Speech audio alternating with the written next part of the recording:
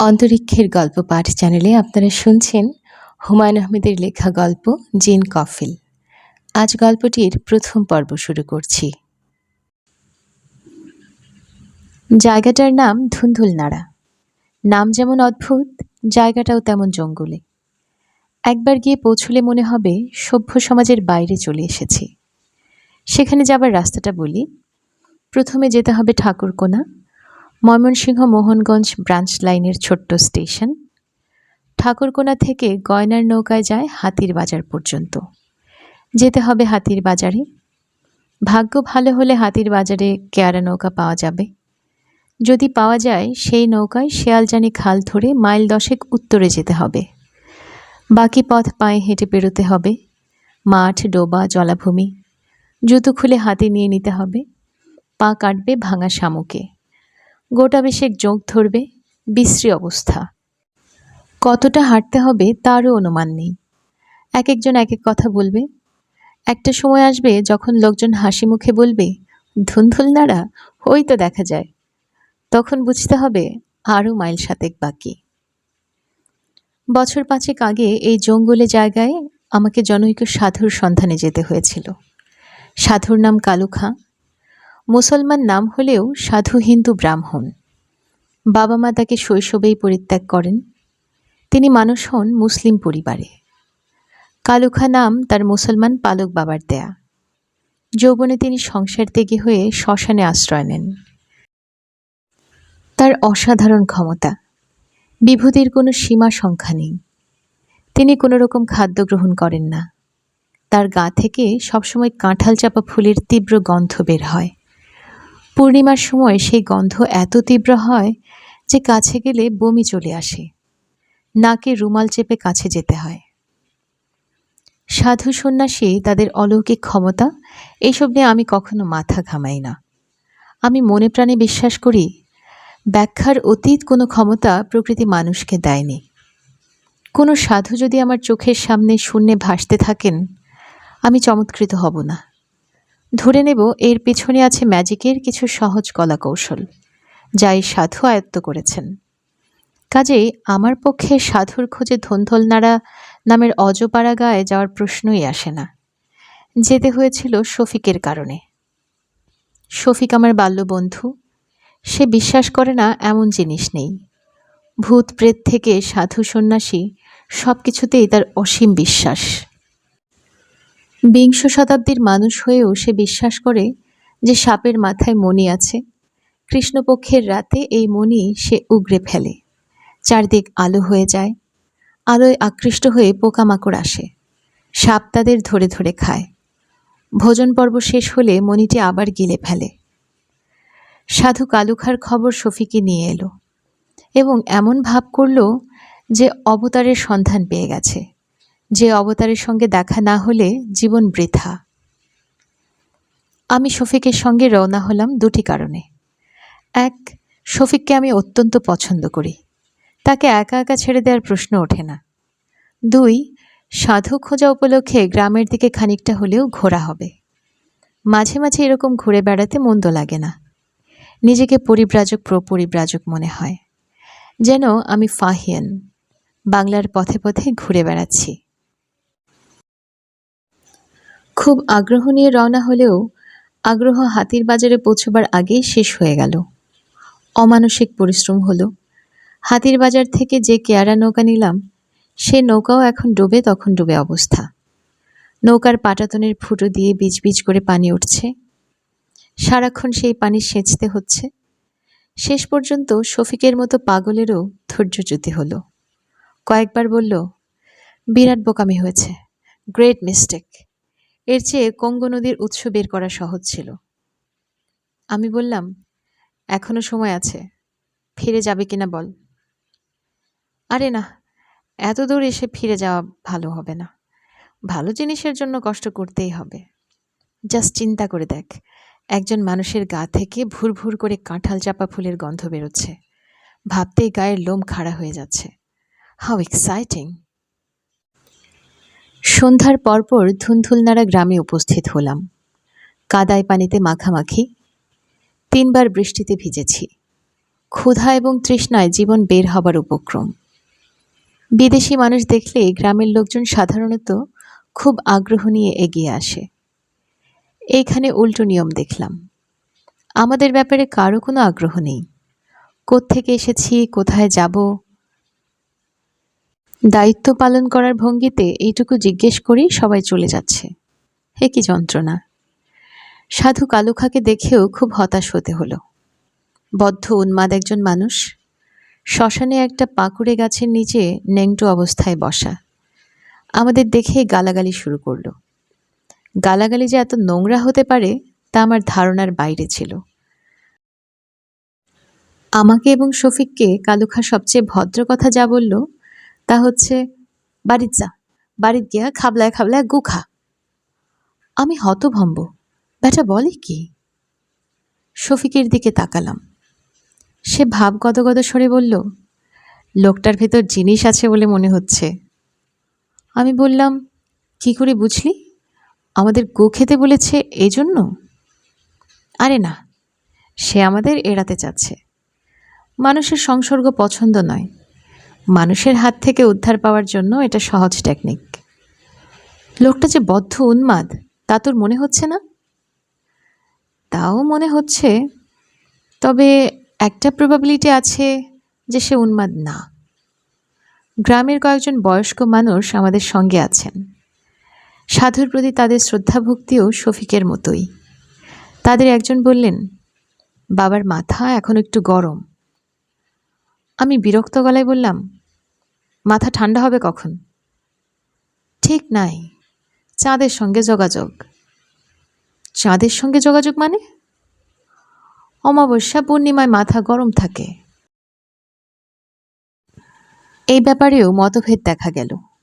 একজন বলল, অমাবস্যা পূর্ণিমাতেই মাথাটা ঠান্ডা থাকে, অন্য সময় গরম। বাবার কাছে মাসের পর মাস পড়ে থাকতে হয়, অপেক্ষা করতে হয় কখন বাবার মাথা ঠান্ডা হবে। আমি বললাম, শফিক, বাবার গা থেকে ফুলের গন্ধ তো কিছু পাচ্ছি না। আমাদের যে দ্রব্য খেতে বলেছিল তার গন্ধ পাচ্ছি, তুই কি পাচ্ছিস? শফিক জবাব দেওয়ার আগেই আমাদের সঙ্গী মানুষের একজন ভীত গলায় বলল, একটু দূরে যান, বাবা হন ঢিল মারব। আজ মনে হইতাছে বাবার মেজাজ বেশি খারাপ। কথা শেষ হওয়ার আগেই ঢিল বৃষ্টি শুরু হলো। দৌড়ে নিরাপদ দূরত্বে চলে গেলাম। বাবার কাণ্ড কারখানায় শফিকের অবশ্যই মোহভঙ্গ হলো না। সে বেশ উৎসাহের সঙ্গেই বলল, দুটো দিন থেকে দেখি। এত দূর থেকে আসা, ভালো মন্দ পরীক্ষা না করে চলে যাওয়াটা ঠিক হবে না। আর কি পরীক্ষা করবি? মানে ওনার মাথার যখন ঠান্ডা হবে তখন দু একটা কথা টথা জিজ্ঞেস করলে। আমি হাল ছেড়ে দেওয়া গলায় বললাম, থাকবি কোথায়? স্কুল ঘরে শুয়ে থাকব। খানিকটা কষ্ট হবে, কি আর করা, কষ্ট বিনে ক্যাষ্ট মেলে না। জানা গেল এই গ্রামে কোনো স্কুল নেই। পাশের গ্রামে প্রাইমারি স্কুল আছে, এখান থেকে 6 মাইলের পথ। তবে গ্রামে পাকা মসজিদ আছে। অতিথি মুসাফির এলে মসজিদে থাকে। মসজিদের পাশেই ইমাম সাহেব আছেন। তিনি অতিথির খোঁজখবর করেন, প্রয়োজনে খাওয়া দাওয়ার ব্যবস্থাও করেন। আমি খুব একটা উৎসাহ বোধ করলাম না। গ্রামের একজনকে জিজ্ঞেস করলাম, ইমাম সাহেব লোক কেমন? সে অনেকক্ষণ চুপ করে থেকে দার্শনিকের মতো বলল, ভালোই মন্দই মিলাইয়া মানুষ, কিছু ভালো কিছু মন্দ। এই উত্তরও আমার কাছে খুব সন্দেহজনক মনে হলো। উপায় নেই, আকাশে আবার মেঘ জমতে শুরু করেছে। রওনা হলাম মসজিদের দিকে। গ্রামের লোকগুলো অভদ্রের চূড়ান্ত। কেউ সঙ্গে এলো না। কিভাবে যেতে হবে বলেই ভাবল আমাদের জন্য অনেক করা হয়ে গেছে।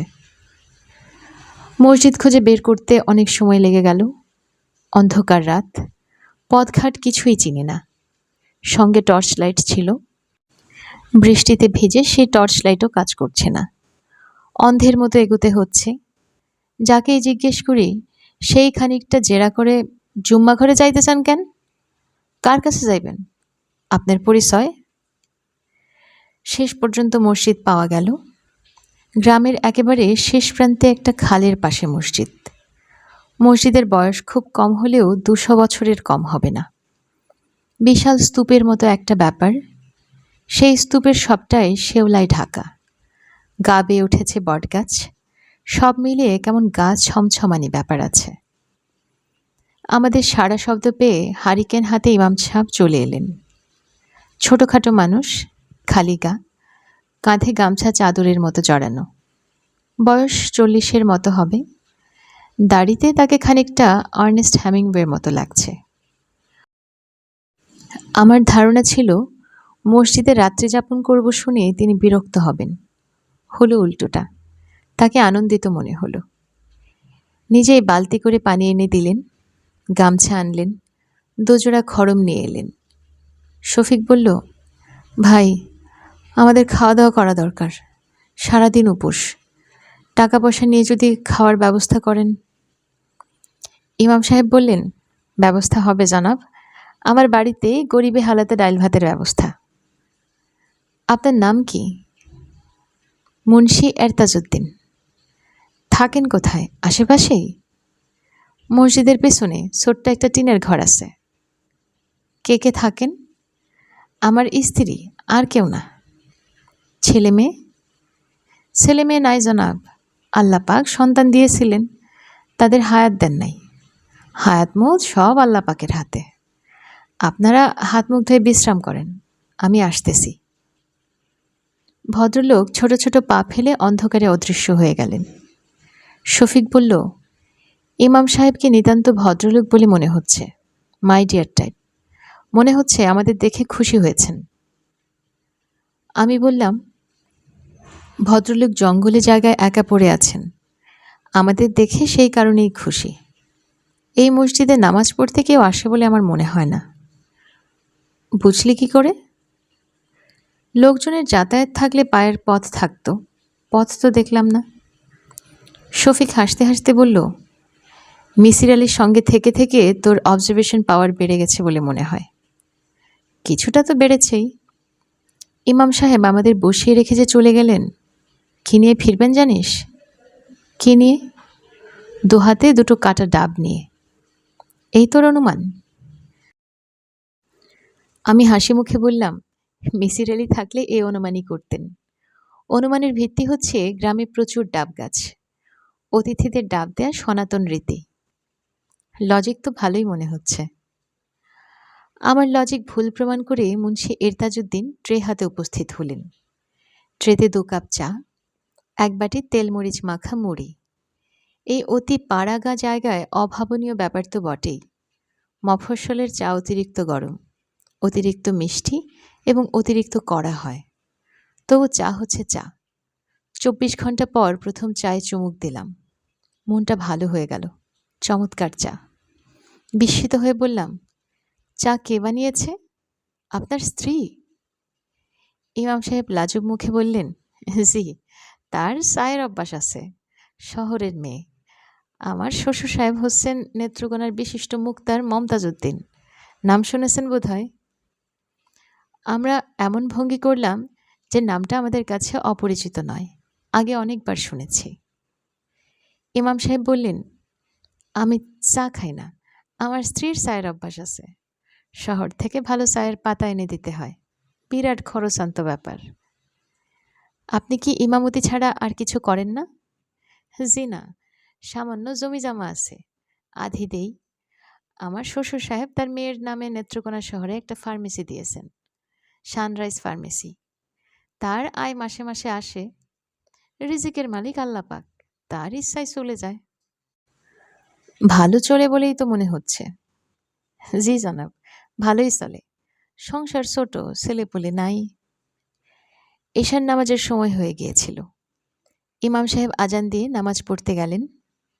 কোনো দ্বিতীয় ব্যক্তিকে নামাজে আসতে দেখলাম না। ইমাম সাহেব জিজ্ঞেস করে জানলাম, লোক এমনিতেই হতো না, 2 বছর ধরে একেবারেই হচ্ছে না, শুধু জুম্মাবারে কিছু মুসল্লি আসেন। লোকজন না হওয়ার কারণই বিচিত্র। মসজিদ সম্পর্কে গুজব রটে গেছে। এখানে জিন থাকে, নাপাক অবস্থায় নামাজ পড়লে জিন তার সঙ্গে বাড়িতে গিয়ে উপস্থিত হয়, নানান ধরনের যন্ত্রণা করে। আমি বিস্মিত হয়ে বললাম, জিন কি সত্যি সত্যি আছে? অবশ্যই আছে। আল্লাহ পাক কোরআন মজিদে বলেছেন, একটা সূরা আছে, সূরায়ে জিন। সেই কথা জিজ্ঞেস করছি না। জানতে চাচ্ছি জিন গিয়ে বিরক্ত করে এটা সত্যি কিনা? জি জানাব, সত্য। তবে লোকজন জিনের ভয়ে মসজিদে আসে না এইটা ঠিক না। আসলে সাপের ভয়ে আসে না। সাপের ভয়ে আসে না? কি বলছেন আপনি? একবার নামাজের মাঝখানে সাপ বের হয়ে গেল। দাঁড়ার সাপ। অবশ্য কাউকে কামড়ায় নাই। বাস্তু সাপ কামড়ায় না, মাঝে মধ্যে ভয় দেখায়। শফিক আঁতকে উঠে বলল, মাই গড, যখন তখন সাপ বের হয়ে এলে এখানে থাকবো কিভাবে? ভয়ের কিছু নাই, কার্বলিক অ্যাসিড ছড়াই দিব। কার্বলিক অ্যাসিড আছে? জি, নেত্রকোনা ফার্মেসি থেকে ৩ বোতল নিয়ে আসছি। আমার স্ত্রীরও খুব সাপের ভয়। এই অঞ্চলে সাপ খুব একটু বেশি। মসজিদের সামনে উঁচু চাতাল মতো একটা জায়গায় বসে আছি। সাপের ভয়ে খানিকটা আতঙ্কগ্রস্ত। আকাশে মেঘ ডাকছে। বড় ধরনের বর্ষণ মনে হচ্ছে আসন্ন। ইমাম সাহেব বললেন, খাওয়া দিতে একটু দেরি হবে। আমার স্ত্রী সব একা করছে, লোকজন নাই। ভাব দেখে মনে হচ্ছে বিরাট আয়োজন। জি না, আয়োজন কিছু না, দরিদ্র মানুষ। আপনারা এসেছেন শুনে আমার স্ত্রী খুব খুশি।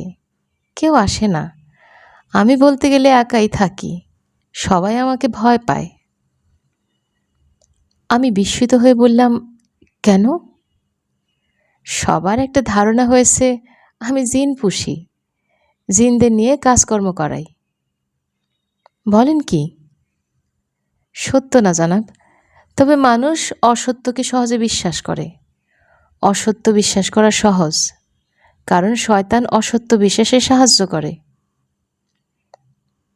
ইমাম সাহেব বেশ মন খারাপ করে চুপ হয়ে গেলেন। প্রসঙ্গ পাল্টাবার জন্য জিজ্ঞেস করলাম, সাধু কালুখা সম্পর্কে কি জানেন?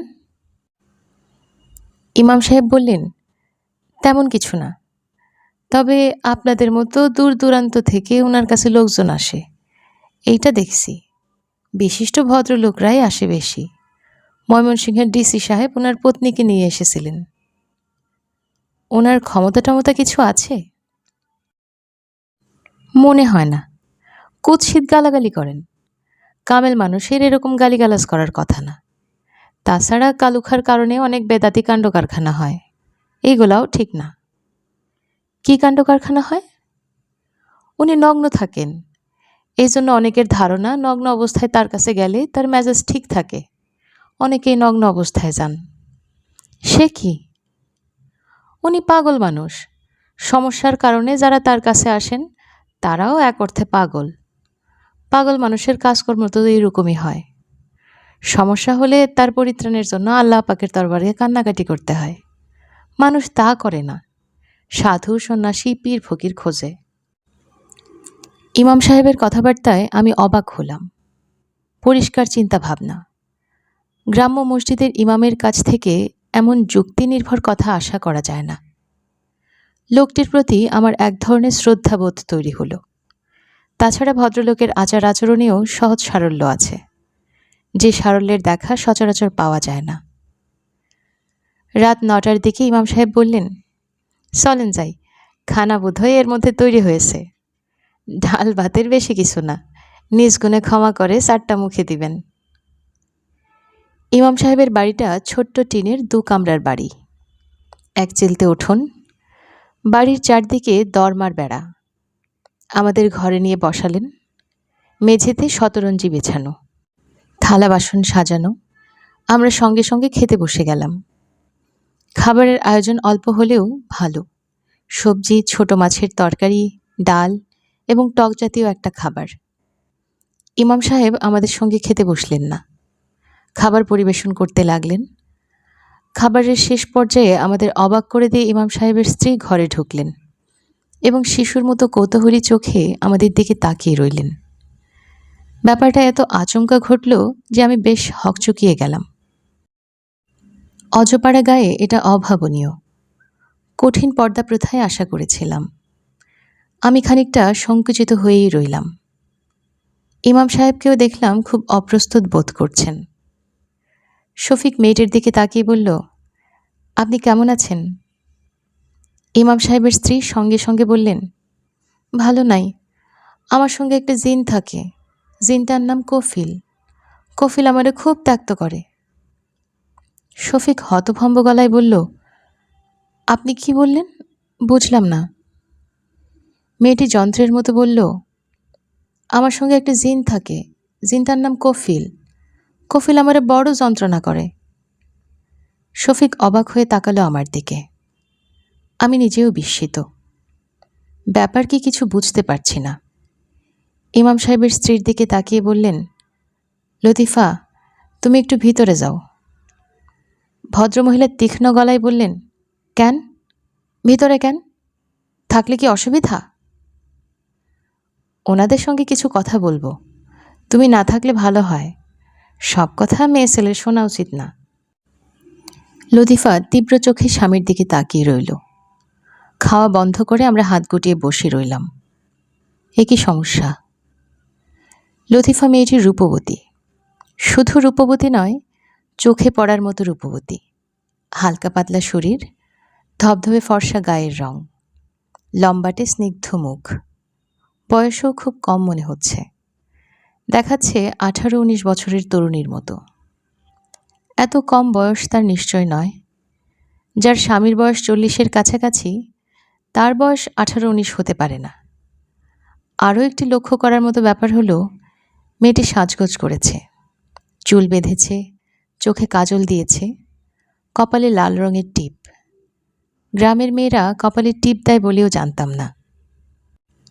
ইমাম সাহেব আবার বললেন, লতিফা, ভিতরে যাও। মেয়েটি উঠে চলে গেল। ইমাম সাহেব গলার স্বর নিচু করে বললেন, লতিফার মাথা পুরাপুরি ঠিক না।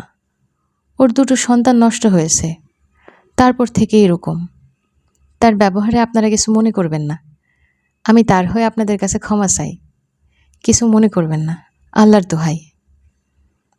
আমি বললাম, কিছুই মনে করিনি। তাছাড়া মনে করার মতো কিছু তো উনি করেননি। ইমাম সাহেব ক্লান্ত গলায় বললেন, জিনের কারণে এরকম করে। জিনটা তার সঙ্গে সঙ্গে আছে। মাঝে মধ্যে মাসখানেকের জন্য চলে যায়, তখন ভালো থাকে।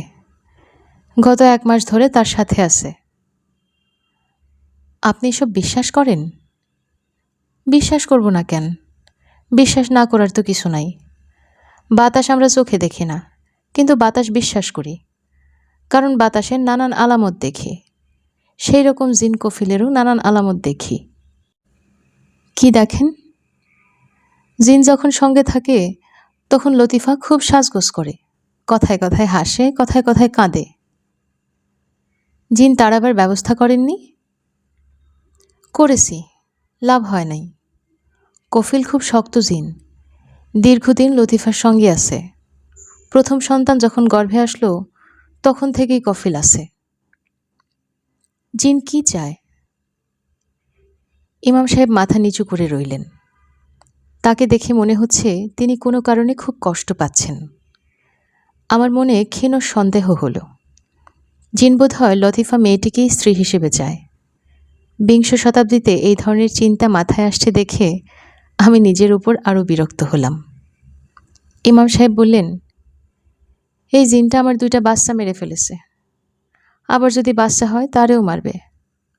বড় মনোকষ্ট নিয়ে আছে জনাব। দিনরাত আল্লাহ পাকেরে ডাকি। আমি গুনাহগার মানুষ। আল্লাহ পাক আমার কথা শোনেন না। আপনার স্ত্রীকে কোনো ডাক্তার দেখিয়েছেন? ডাক্তার কি করবে? ডাক্তারের কোনো বিষয় না। জিনের ওষুধ ডাক্তারের কাছে নাই। তবুও একবার দেখালে হতো না? আমার শ্বশুর সাহেব দেখিয়েছিলেন। একবার লতিফাকে বাপের বাড়ি রেখে এসেছিলাম। শ্বশুর সাহেব তারে ঢাকায় নিয়ে গেলেন। চিকিৎসা করাইলেন, লাভ হইল না।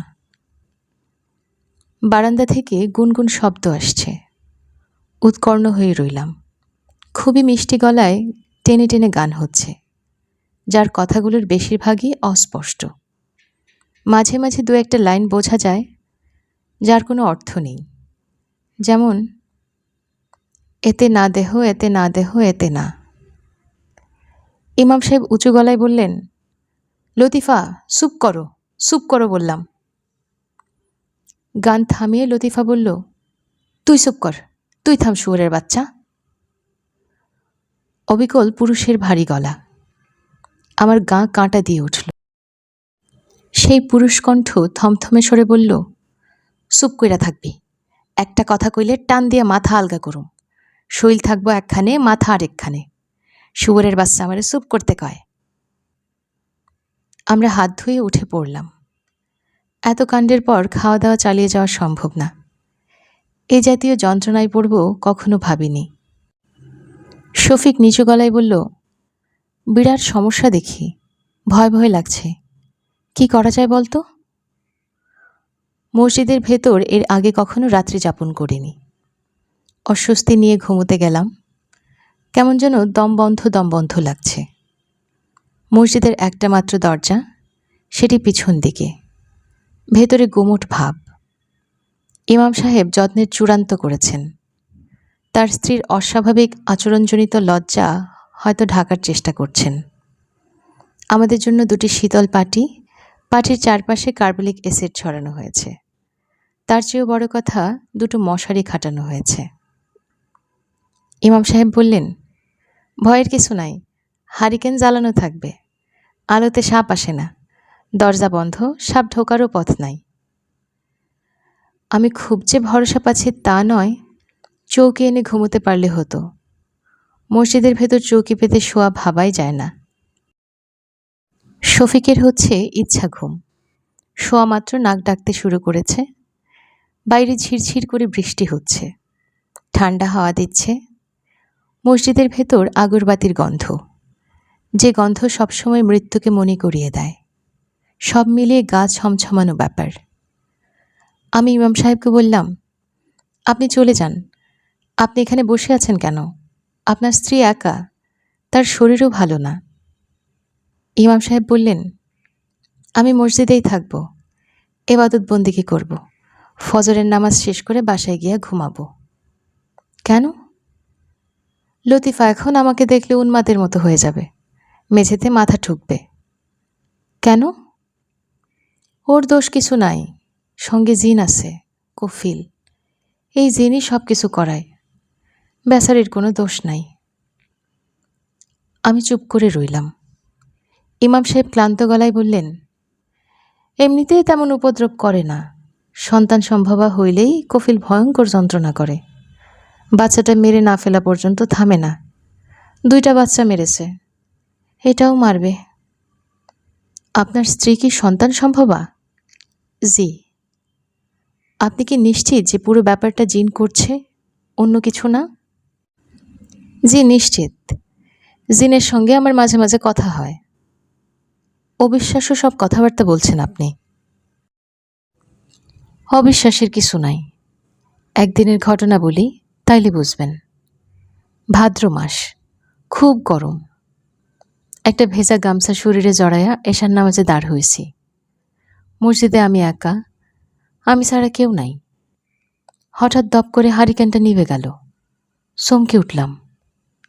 তারপর শুনি মসজিদের পেছনের দরজার কাছে ধূপ ধূপ শব্দ। খুব ভয় লাগলো। নামাজ ছেড়ে উঠতে পারি না, নামাজে মনও দিতে পারি না। কিছুক্ষণ পরপর পেছনের দরজায় ধূপ ধূপ শব্দ, যেন কেউ কিছু একটা এনে ফেলেছে। সেজদায় যাবার সময় কফিলের গলা শুনলাম, টেনে টেনে বলল, তোরে আজ পুইরা মারব, তোরে আজ পুইরা মারব। তারপর ধপ করে আগুন জ্বলে উঠল। দাও দাও আগুন। নামাজ ছেড়ে উঠে দাঁড়ালাম। দেখি দরজার কাছে গাদা করা শুকনা লাকড়ি, আগুন জ্বলছে। আমি চিৎকার দিয়ে উঠলাম, বাঁচাও বাঁচাও। আমার চিৎকার শুনে লতিফা পানির বালতি হাতে ছুটে আসলো। পানি দিয়ে আগুন নিভায় আমার মসজিদের থেকে টেনে বাইর করলো। আমার স্ত্রীর কারণে সেই যাত্রায় বেঁচে গেলাম। লতিফা সময় মতো না আসলে মারা পড়তাম। জিন মসজিদের ভেতর ঢুকলো না কেন? খারাপ ধরনের জিন, আল্লাহর ঘরে এরা ঢুকতে পারে না। আমি এই জন্যই বেশিরভাগ সময় মসজিদে থাকি। মসজিদে আমি নিশ্চিন্ত হয়ে ঘুমাইতে পারি, ঘরে পারি না। কফিল আপনাকে খুন করতে চায়? তাও ঠিক না, একবারই চেয়েছিল, তারপর আর চায় নাই। খুন করতে চেয়েছিল কেন? ইমাম সাহেব চুপ করে রইলেন। আমি বললাম, আপনার যদি আপত্তি না থাকে পুরো ঘটনাটা বলুন। আপত্তি থাকলে বলার দরকার নেই। না, আপত্তির কি আছে? আপত্তির কিছু নাই। আমি লতিফার অবস্থা একটু দেখে আসি। যান, দেখে আসুন। ইমাম সাহেব চলে গেলেন। আমি ভয়ে অস্থির হয়ে অপেক্ষা করতে লাগলাম। ভূত প্রেত জিন পড়ি কখনো বিশ্বাস করিনি, এখনো করছি না। তবু আতঙ্কে আধমরা হয়ে গেছি। শফিক জেগে থাকলে খানিকটা ভরসা পাওয়া যেত। সে ঘুমুচ্ছে মরার মতো। একেই বলে পরিবেশ। ইমাম সাহেব 10 মিনিটের মধ্যে ফিরে এলেন। বিরস গলায় বললেন, ভালোই আছে, তবে ভীষণ চিৎকার করতেছে। তালাবদ্ধ করে রেখেছেন? জি না, তালাবদ্ধ করে তাকে রাখা সম্ভব না। কফিল ওর সঙ্গে থাকে, কাজেই ওর গায়ে জোর থাকে অসম্ভব। না দেখলে বিশ্বাস করতে পারবেন না। ইমাম সাহেব মন খারাপ করে বসে রইলেন। আমি বললাম, গল্পটা শুরু করুন ভাই। তিনি নিচু গলায় বললেন, আমার স্ত্রীর ডাক নাম বুড়ি। কথা পুরোপুরি শেষ করতে পারলেন না। মসজিদে প্রচণ্ড শব্দে ঢিল পড়তে লাগল। ধূপ ধূপ শব্দ, সেই সঙ্গে মনে হচ্ছে কয়েকজন মানুষ যেন চারদিকে ছুটোছুটি করছে। আমি আতঙ্কিত গলায় বললাম, কি ব্যাপার? ইমাম সাহেব বললেন, কিছু না, কফিল চায় না আমি কিছু বলি। থাক ভাই, বাদ দিন, গল্প বলার দরকার নেই। অল্প কিছুক্ষণের মধ্যেই ঢিল ছোড়া বন্ধ হবে, ভয়ের কিছু নাই। সত্যি সত্যি বন্ধ হলো। বৃষ্টির বেগ বাড়তে লাগল। ইমাম সাহেব গল্প শুরু করলেন। আমি তার গল্পটাই বলছি, তার ভাষাতে, তবে আঞ্চলিকতাটা সামান্য বাদ দিয়ে। গল্পের মাঝখানেও একবার তুমুল ঢিল ছোড়া হলো। ইমাম সাহেব এক মনে আয়াতুল কুরসি পড়তে লাগলেন। আমার জীবনে সে এক ভয়াবহ রাত। শুনছিলেন হুমায়ুন আহমেদের লেখা জিন কফিল গল্পের প্রথম পর্ব। পরবর্তী পর্বগুলো শোনার জন্য আমাদের চ্যানেলটিকে সাবস্ক্রাইব করে বন্ধুদের সাথে শেয়ার করার জন্য বিনীতভাবে অনুরোধ থাকবে। ধন্যবাদ।